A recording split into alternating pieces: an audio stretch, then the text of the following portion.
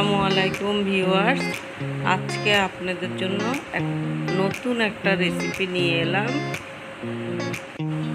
ছুরি শুটকি দিয়ে খেসারির ডাল।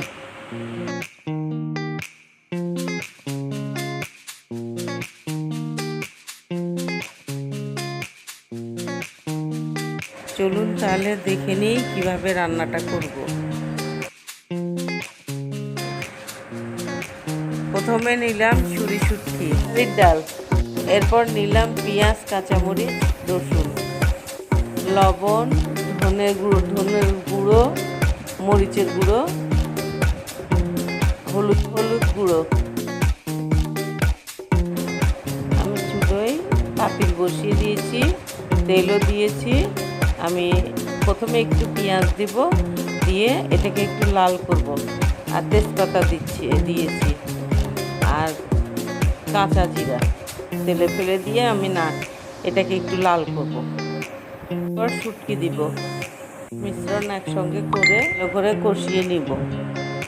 খেয়াল রাখবেন ভালো করে শুটকিটা কষায় নিতে হবে, না হলে কাঁচা গন্ধ আসবে।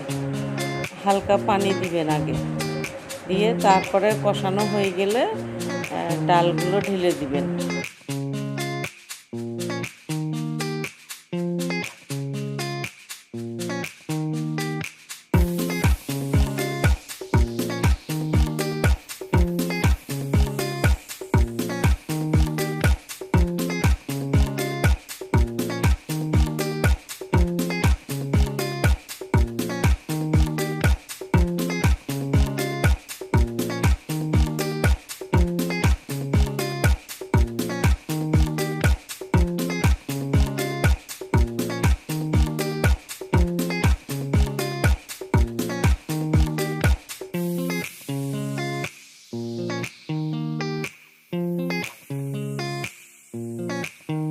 আমি কষিয়ে নিয়ে ভালো করে তারপরে ডালগুলো ঢেলে দিলাম।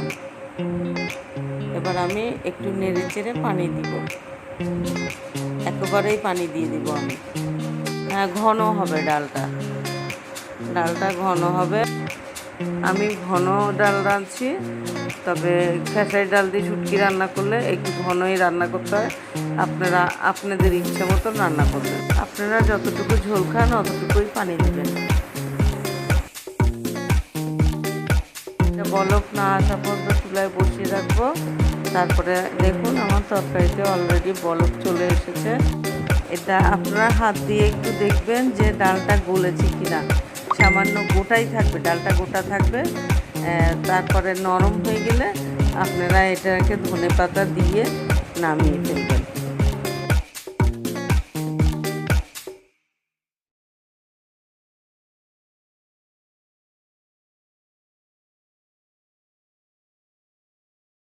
তরকারিটা প্রায় হয়ে এসেছে, আমি ধনেপাতা দিয়ে দিয়েছি। এখন আমি সার্ভ করলাম। দেখুন এটার ফাইনাল লুক। দেখতে যেমন মজাদার, খেতেও তেমন আরও মজাদার। এরকম রেসিপি আরও পেতে ভিডিওগুলোতে লাইক, কমেন্ট এবং সাবস্ক্রাইব করে আমার পাশে থাকবেন।